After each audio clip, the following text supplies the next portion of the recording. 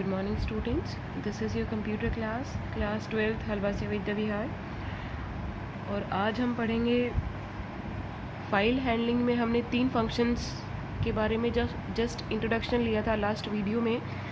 आज हम पढ़ेंगे कि ये तीनों फंक्शंस को हम कैसे यूज़ करते हैं और इनमें ये क्या क्या रीड करते हैं, रीड करने के बाद कर्सर पॉइंट को कहाँ छोड़ते हैं। सबसे पहले हम रीड फंक्शन की बात करेंगे। तो जो रीड फंक्शन है, अगर आप उसे सिंपली यूज़ करते हैं रीड, तो ये पूरी फाइल को, कंप्लीट फाइल को रीड करता है। अगर आप यहाँ कोई आर्ग्यूमेंट दे देते हैं, सपोज आपने दिया है 10, तो ये पहली इतनी बाइट्स को रीड करेगा। ठीक है। अब मान लो मैं दोबारा इस फंक्शन को, सेम फंक्शन को यूज़ करती हूँ, तो क्या होगा, इसका एक एग्जाम्पल करके देखते हैं। कोई भी फाइल है, आपको ऑपरेट करनी है, कोई भी ऑपरेशन परफॉर्म करना है, तो पहले उसको ओपन करना पड़ेगा यूजिंग ओपन फंक्शन। ओपन करने के लिए पहले फाइल का पाथ, मान लो वो डी ड्राइव में है और आपका कोई भी फोल्डर है, जस्ट माई फोल्डर, मान लो इस तरह से है। ये पूरा पाथ है कि वो इस पाथ पे एग्जिस्ट करती है वो फाइल, और आपको उसे रीड करना है, तो आर रीड करने के लिए आर मोड देना पड़ता है आपको। आर या तो आर या डब्ल्यू या ए। अगर रीड करना है तो आर, राइट करना है तो डब्ल्यू, और अपेंड करना है तो ए मोड। ओपन करेंगे, ओपन करके उसका जो लिंक है वो मान लो मैंने एफ में डाल लिया, तो ये एफ मेरा बन गया फाइल ऑब्जेक्ट। अब इस फाइल ऑब्जेक्ट की हेल्प से मैं इस फाइल को रीड कर सकती हूँ। अब रीड करने के लिए मान लो मैं करती हूँ एफ डॉट रीड, और रीड फंक्शन रिटर्न करता है। मान लो मैंने एस में ले लिया है, उसको एस में डलवा लिया, और मैंने पहली 10 बाइट्स मैंने रीड की, तो क्या करेगा ये, it will read first 10 bytes from the file represented by F, जिसका फाइल ऑब्जेक्ट ये है, और उसे एस में रिटर्न कर देगा। ठीक है। अब मैं करूँ print S, it will print first 10 bytes, जो भी पहली 10 बाइट्स होंगी, पहले 10 कैरेक्टर्स, उनको प्रिंट कर देगा।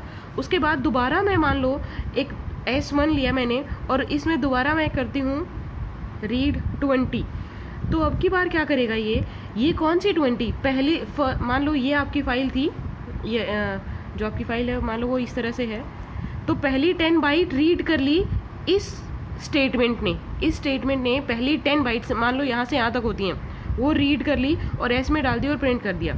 इसका अपना एक कर्सर होता है, आप कर्सर मान के चल सकते हैं। सबसे पहले जब आप इस फंक्शन को कॉल करेंगे, ये स्टार्टिंग से काम करेगा और पहली 10 बाइट्स को रीड करेगा। ठीक है। उसके बाद ये जो रीडिंग कर्सर है उसको यहाँ पे छोड़ देगा, 10 कैरेक्टर्स रीड किए, उसके बाद 11th कैरेक्टर पे उस कर्सर को छोड़ देगा। उसके बाद जब भी आप इसे फंक्शन को कॉल करेंगे तो यहाँ से रीड करना स्टार्ट करेगा, यानी पहली 10 बाइट इसने रीड कर ली, वो 10 के बाद ये क्या करेगा, 20 बाइट्स रीड करेगा, लेकिन कहाँ से, फर्स्ट से 20 तक नहीं, जहाँ इसने रीड करना ख़त्म किया था वहाँ से लेकर अगली 20 बाइट्स।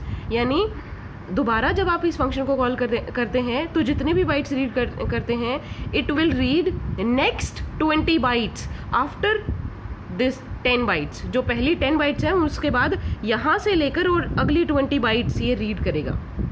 ठीक है। अब इसमें एक चीज़ और आती है कि मान लो आप ये फंक्शन रीड करते हैं, ये रीड फंक्शन आपने कॉल किया, उसमें आपने प्रिंट स्टेटमेंट यूज़ की है। ठीक है। तो आपको पता होगा कि प्रिंट स्टेटमेंट होती है, उसके बाय डिफ़ॉल्ट 2 आर्ग्यूमेंट होते हैं, एक होता है एंड, एक होता है सेपरेटर। क्योंकि आप एक ही चीज़ प्रिंट कर रहे हैं तो सेपरेटर का कोई मतलब नहीं है। सेपरेटर मतलब मान लो 2 या 2 से ज़्यादा चीज़ें आप एक ही प्रिंट स्टेटमेंट में प्रिंट कर रहे हैं, तो उनमें सेपरेटर क्या होगा, कॉमा होगा या स्पेस होगा, जो भी बाय डिफ़ॉल्ट स्पेस होता है। बाय डिफ़ॉल्ट एंड क्या होता है, एंड मतलब जैसे ही प्रिंट स्टेटमेंट ये चीज़ प्रिंट कर लेगी, उसके बाद जो प्रिंटिंग कर्सर होता है उसको नेक्स्ट लाइन में छोड़ती है। यानी इसने ये 10 बाइट हैं, ये प्रिंट कर ली, उसके बाद ये कर्सर को नेक्स्ट लाइन में छोड़ेगा। उसके बाद जब भी आप कुछ प्रिंट करोगे तो वो नेक्स्ट लाइन में प्रिंट होगा। अगर आप ये नहीं चाहते तो उसके लिए एंड इक्वल टू स्पेस दे देना चाहिए, ताकि जो अगली प्रिंट स्टेटमेंट है वो इसी लाइन में एक स्पेस छोड़ के और यहीं पे प्रिंट कर दे। ये क्यों ज़रूरी है, क्योंकि मान लो आपकी ये इस तरह से ये फाइल है, ये रीड लाइन में भी चाहिए और ये रीड में भी चाहिए कि आप यहाँ मान लो इसने 10 बाइट रीड करी, उसके बाद अगर आप इसे प्रिंट करते हैं तो ये तो बाकी जो टेक्स्ट है उसको नेक्स्ट लाइन में प्रिंट करेगा। अगर आप उसे नहीं, एक एक्स्ट्रा /n अगर आप नहीं ऐड करना चाहते तो आपको एंड में स्पेस दे देना चाहिए। यानी इस स्टेटमेंट को आप ऐसे लिख सकते हैं, प्रिंट s और एंड इक्वल टू स्पेस। यानी ये जो प्रिंट स्टेटमेंट है ये इसको प्रिंट करे और उसके बाद जो प्रिंटिंग कर्सर है, यानी प्रिंट होने के बाद जो आउटपुट स्क्रीन पे जो कर्सर आएगा उसे एक स्पेस छोड़ के सेम लाइन में ही छोड़े। यानी अगली प्रिंट स्टेटमेंट है, जैसे अगली यहाँ पे प्रिंट स्टेटमेंट जो इसको प्रिंट करेगी, प्रिंट s1, यानी s1 है वो पहले s प्रिंट हुई और उसके बाद स्पेस, एक स्पेस देके s1 प्रिंट हो जाएगी। ठीक है, अगर मैं ये नहीं करती तो s1 जो s प्रिंट हो गया, उसके बाद जो s1 प्रिंट होना है वो अगली लाइन में प्रिंट होता। एक चीज़, उसके बाद एक इम्पॉर्टेंट पॉइंट ये है कि जब भी आप कोई फाइल ओपन करते हैं, सबसे पहले आप कोई भी फाइल रीड करनी है आपको, तो क्या करोगे, फाइल को ओपन करते हैं इस तरह से और उसका लिंक या फाइल ऑब्जेक्ट क्रिएट करते हैं। लेकिन मान लो आपको कई सारे फंक्शन परफॉर्म नहीं करने उस फाइल पे, सिर्फ एक ही फंक्शन परफॉर्म करना है, तो आप ऐसे भी कर सकते हैं डायरेक्टली। आपको अलग से ओपन करके और फिर उसका लिंक क्रिएट करने की ज़रूरत नहीं है। आप डायरेक्टली भी उसे ऐसे यूज़ कर सकते हैं कि जो ओपन फंक्शन है, ओपन मान लो ये कंप्लीट पाथ आपने दिया और रीड मोड में, ठीक है, डॉट जो भी इसमें एक ऑपरेशन, अगर आपको सिर्फ एक ऑपरेशन अप्लाई करना है तो वो एक ऑपरेशन आप यहाँ लिख सकते हैं कि मान लो मुझे रीड करना था 10 बाइट्स, वो रिटर्न कर देगा जो भी एस में डलवा रहे हैं या जो भी। ठीक है, it will open this file in read mode and apply this operation, this single operation on this file. ठीक है, यहाँ पे पूरा पाथ आप देंगे, इस फाइल पे read operation apply, read mode में खोल के, और उस पर ये रीड ऑपरेशन अप्लाई करेगा और रिटर्न कर देगा। ठीक है, अगर एक ही फंक्शन आपको परफॉर्म करना है, तो एक से ज़्यादा करने हैं तो आपको फिर कोई, इन दैट केस अगर आप ये नहीं कर, देखो बेटा, अगर आप सिर्फ इतना लिखते हैं तो ये क्या करेगा, एस को इसको ओपन करके और इसका लिंक बना देगा, एस आपका फाइल ऑब्जेक्ट बन जाएगा। लेकिन आपने कर दिया डॉट रीड, यानी इसको ओपन करे रीड मोड में और ये ऑपरेशन अप्लाई करे, अप्लाई करने के बाद जो आउटपुट जनरेट होगा वो एस में डाल दे। ओपन की बजाय आप इसमें फाइल फंक्शन भी यूज़ कर सकते हैं, सेम काम होगा। फाइल का नाम दिया विद पाथ और दूसरा मोड, रीड मोड डॉट, ये दोनों स्टेटमेंट सेम है, दोनों सेम काम करेंगी। Even this will open this file, ये फंक्शन भी इस फाइल को ओपन करेगा रीड मोड में और उसमें से उस पर ये ऑपरेशन अप्लाई करके और जो आउटपुट होगा वो एस में डाल देगा। ठीक है, जो प्रिंट स्टेटमेंट में एंड आर्ग्यूमेंट की हम बात कर रहे थे वो इस एग्जांपल से और क्लियर हो जाएगी। मैं इतना बड़ा एग्जांपल लिख नहीं सकती हूँ। मान लो ये आपकी टेक्स्ट फाइल है, ठीक है, ये आपकी फाइल है जो आप अपने प्रोग्राम में रीड करेंगे, तो उसमें आपने ये प्रोग्राम लिखा है, उसको ओपन कर लिया, फाइल को ओपन किया रीड मोड में और किस में लिंक डाल लिया, माई फाइल ले लिया, जैसे हमने एफ लिया था वैसे इसने माई फाइल लिया है। फिर उसके बाद माई फाइल डॉट रीड 30, यानी पहली 30 बाइट्स को या कैरेक्टर्स को रीड करके एस टी आर में डाल देगा, उसके बाद उसको प्रिंट किया। ठीक है, उसके बाद अगली इसने फिर से कॉल किया तो ये अगली 50 बाइट्स, 30 के बाद जो अगली 50 बाइट्स है उनको रीड करेगा और str2 में डाल देगा और उसको प्रिंट कर देगा। फिर फाइल डॉट क्लोज, लास्ट में हमेशा जब आप फाइल के साथ सारे ऑपरेशन कर चुके होते हैं तो उस फाइल को क्लोज कर देना चाहिए। अब इसका आउटपुट कैसे जनरेट होगा, यहाँ से इसने रीड किया, पहली 30 बाइट्स यहाँ ये और ये यहाँ तक हो रही है, वी ट्राई तक, तो ट्राई तक करने के बाद जो प्रिंट फंक्शन है वो यहाँ पे एक लाइन ब्रेक डाल देगा, यानी इसके बाद टू बी बेटर ये नेक्स्ट लाइन में आएगा। ठीक है, जैसे ये है, ये इतना और उसके बाद ये एक लाइन ब्रेक डाल दिया, उसके बाद ये नेक्स्ट में आया। तो ये लाइन ब्रेक ना हो इसके लिए हम एंड इक्वल टू /n डालते हैं, ताकि ये उसके बाद जो str2 ये जो प्रिंट हुआ है ये इसी लाइन में प्रिंट हो जाता विद स्पेस, एक स्पेस और ऐड हो जाता बस। ठीक है, उसके बाद अगर आपको पूरी फाइल ही रीड करनी है तो क्या करेंगे, आपने यहाँ से एक बार इनको छोड़ दो, ये जो यहाँ ऐसे आपने ओपन की, उसके बाद फाइल है ऐसे आपने ओपन की है, ओपन से ये फाइल रीड मोड में ओपन की, F में आपने डाल दिया, तो F पूरी फाइल ही रीड करनी हो तो F.read, और इसको X में या Y में किसी में भी डलवा लो, तो ये पूरी फाइल को रीड करके एंटायर फाइल X में डल जाएगी। अब आप इसको प्रिंट कर सकते हैं, ठीक है। उसके बाद आता है read line. Read line function क्या करता है, एक लाइन को रीड करेगा एक बार में सिर्फ एक ही लाइन को रीड करेगा। इसको हम जितनी बार कॉल करेंगे ये उतनी लाइंस को रीड कर देगा। ये भी रीड फंक्शन की तरह, मान लो इसने एक पहले बार कॉल किया तो फर्स्ट लाइन को रीड करेंगे, उसके बाद ये कर्सर को अगले पॉइंट पे छोड़ता है, अगली लाइन पे छोड़ता है, यानी दोबारा मैं कॉल करूँगी तो वो उसी लाइन को नहीं अगली लाइन को रीड करेगा। थर्ड टाइम फिर कॉल किया तो ये थर्ड लाइन को रीड करेगा। लेकिन इसमें एक और प्रॉपर्टी होती है कि जब भी ये कोई लाइन को रीड करता है, कोई भी लाइन को रीड कर रहा है, मान लो आप इसे 5th टाइम कॉल कर रहे हैं तो 5th लाइन को रीड कर रहा है, जिस भी लाइन को रीड करेगा उसमें लीडिंग और ट्रेलिंग स्पेस ऐड कर देता है। मतलब ये लाइन है आपकी तो उसमें एक स्पेस यहाँ पे और एक स्पेस यहाँ पे ऐड कर देगा, प्लस /n तो होता ही है, खुद ये /n को तो रीड करता ही है। आपको ध्यान हो, मैंने बताया था टेक्स्ट फाइल में हर एक लाइन एंड होती है एक एंड ऑफ लाइन कैरेक्टर से, और end of line character generally आपका /n होता है। यानी आपने पूरी लाइन टाइप की, जैसे आप वर्ड में टाइप करते हैं और लास्ट में एंटर प्रेस करते हैं तब वो नेक्स्ट लाइन में आता है, तो ये जो एंटर है यानी नेक्स्ट लाइन कैरेक्टर है, it becomes your end of line, ठीक है। जनरली वो एंड ऑफ लाइन होता है। हर टेक्स्ट फाइल में हर एक लाइन है वो एक स्पेशल कैरेक्टर से एंड होती है, उस स्पेशल कैरेक्टर को एंड ऑफ लाइन कैरेक्टर बोलते हैं, और वो कैरेक्टर कौन सा होता है, /n, नेक्स्ट लाइन कैरेक्टर, ठीक है। तो जब भी ये रीड लाइन फाइल है, रीड लाइन फंक्शन है, ये कोई भी लाइन को रीड करेगा तो ये क्या क्या रीड करता है, क्या क्या एक्स्ट्रा चीज़ ऐड करता है। एक तो उसमें /n को तो रीड करेगा ही, साथ में लीडिंग और ट्रेलिंग स्पेस है उसको भी ऐड कर देगा। ये स्पेस आप हटा सकते हैं, एक फंक्शन होता है स्ट्रिप फंक्शन को यूज़ करके विदाउट एनी आर्ग्यूमेंट आप उसे हटा सकते हैं। कैसे हटा सकते हैं, पहले तो रीड लाइन को यूज़ करना सीखेंगे। मान लो आपने फाइल ओपन कर ली है, F = ओपन, और फाइल का पूरा पाथ आपने दिया, यहाँ पे मैं बार बार नहीं लिख रही हूँ, और रीड फंक्शन और रीड मोड में आपने खोल ली, ठीक है। F आपका फाइल ऑब्जेक्ट हो गया। अब इसको मैंने किया रीड लाइन, X में डाल लिया फिर उसको, ठीक है। ये भी रिटर्न कर रहा है, पहली लाइन रीड करेगा और X में डाल देगा। अब ये जो X आ गया उसमें क्या है, वो जो लाइन इसने रीड की वो भी, और उसके आगे पीछे उसने स्पेस भी ऐड कर दिए हैं, तो वो स्पेस हटाने के लिए हम X.strip फंक्शन यूज़ कर सकते हैं, और उसको Y में डाल दिया मान लो, ठीक है।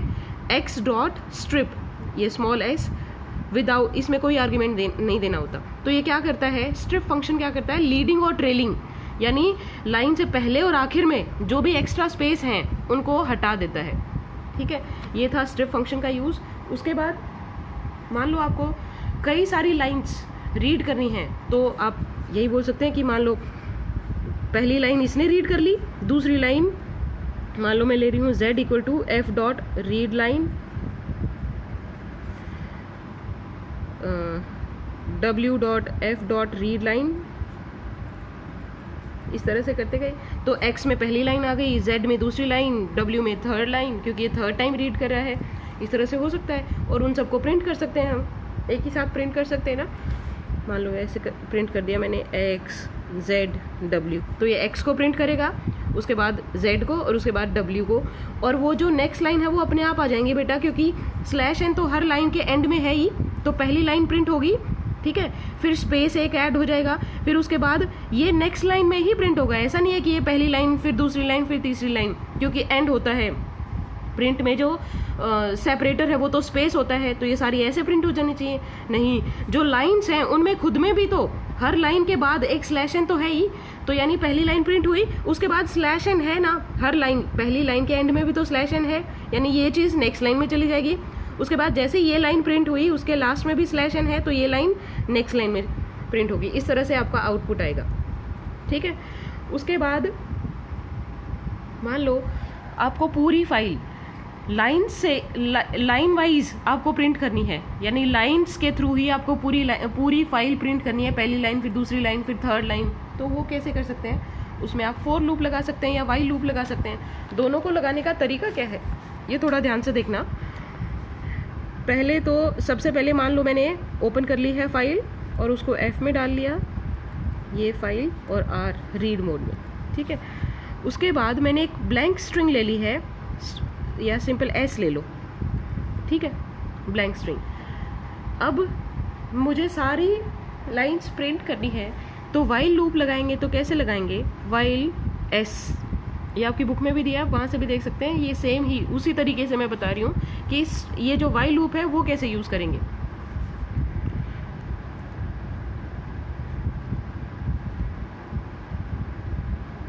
या आप इसको S में डलवा सकते हैं, sorry, S equal to F dot read line. क्या करेगा ये? मान लो आप इसको छोड़ दो, मान लो इसको भूल गए, हम लूप नहीं लगा रहे, इसको कॉल किया, रीड लाइन फंक्शन को कॉल किया, तो ये पहली लाइन को रीड करेगा, S में डाल देगा, हमने प्रिंट कर दिया S और एंड इक्वल टू स्पेस, ये ताकि वो डबल लाइन स्पेस ना आए, ठीक है, एक एक लाइन स्पेस ही रहे। पहली लाइन को रीड किया, F में डाल दिया और प्रिंट कर दिया। उसके बाद ये इटरेशन तब तक चलता रहे जब तक कि लास्ट लाइन ख़त्म ना हो जाए, मतलब लास्ट लाइन भी प्रिंट ना हो जाए। ये फंक्शन क्या करेगा? पहली लाइन रीड की, इसमें डाल दी, उसके बाद इसने चेक किया, ये क्या, इसका मतलब क्या है? वाइल S का मतलब जब तक S नॉन नल है, जब तक S नॉन नल है तब तक ये काम करता रहेगा, ठीक है। तो इसने S में डाला, ये नल स्ट्रिंग नहीं है बेटा, ये something is assigned over here, blank string है लेकिन S is not null. S null तब होता है, मान लो ये डाला नल, ठीक है। तो जब तक नॉन नल है तब तक ये, या एंड ऑफ फाइल नहीं आ जाता तब तक ये करता रहेगा।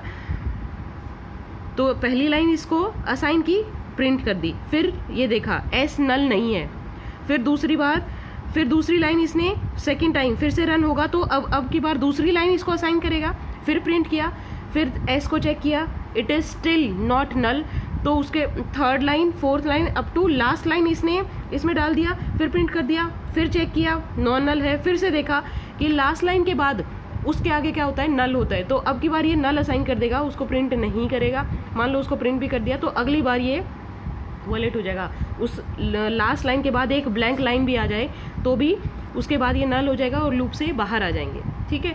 तो इस तरह से आप पूरी फाइल को इस तरह से प्रिंट कर सकते हैं वाइल लूप से, या आप फोर लूप भी लगा सकते हैं, इसकी बजाय फोर लूप लगा सकते हैं। फोर लूप कैसे लगाएंगे? क्या करता है, ये जो रीड लाइन फंक्शन है, या रीड लाइन फंक्शन एक एक लाइन रीड करता है। ये जो फाइल ऑब्जेक्ट है, इसमें आप इसको आप एक combination of certain number of lines सोच सकते हैं कि इसमें मान लो 10 लाइन है या 20 लाइन है उस फाइल में, तो इसके अंदर 20 लाइंस हैं, तो all the lines are numbered from 1 to 20। तो आप इस तरह से कर सकते हैं जैसे आप लिस्ट में करते थे या टपल में करते थे, जैसे for i in l, इस तरह से करते थे ना, या टपल में for i in t, ताकि सारे एलिमेंट्स, एक पहला एलिमेंट इसको असाइन किया, फिर दूसरा एलिमेंट लिस्ट का, फिर थर्ड एलिमेंट, इस तरह से भी कर सकते हैं कि फॉर आई, या अच्छे से क्लियर हो जाएगा अगर मैं लाइन लूँ।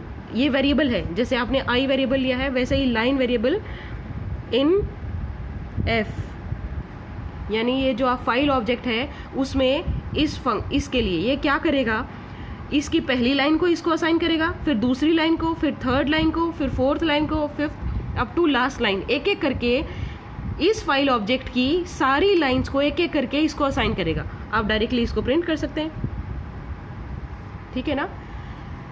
ये स्टेटमेंट क्या करेगी, इस फाइल ऑब्जेक्ट की सारी लाइंस को एक एक करके इसको असाइन करेगी, पहली लाइन, दूसरी लाइन, तीसरी line and so on up to last line, और फिर ये स्टेटमेंट उसको प्रिंट कर देगी, ठीक है। तो फॉर वाइल लूप से भी या फॉर लूप से भी आप सारी फाइल को लाइन वाइज प्रिंट कर सकते हैं।